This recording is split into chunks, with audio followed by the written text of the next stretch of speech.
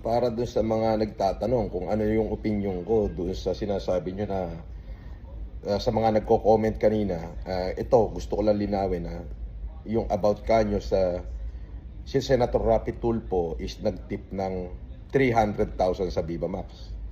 Unang-una, gaano kayo kasigurado na si Senator Rapi Tulfo ngayon? Wala namang binanggit si Viva Max ng Senator Rapi Tulfo kundi letter R lang. 'Di ba?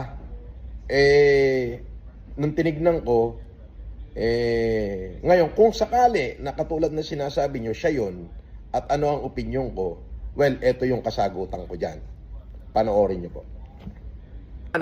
23,000 US dollar to 371,000 US dollar monthly income niya. Hindi yan biro. Kayo na tumingin, Social Blade.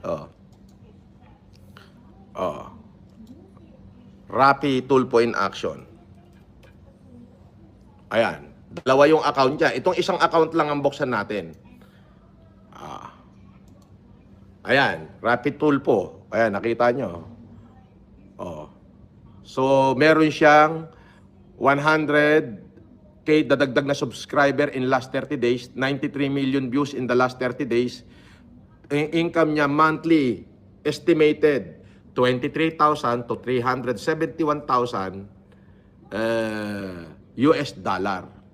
So, ibig sabihin, 371, pagka maganda yung revenue niya, is almost 20 million.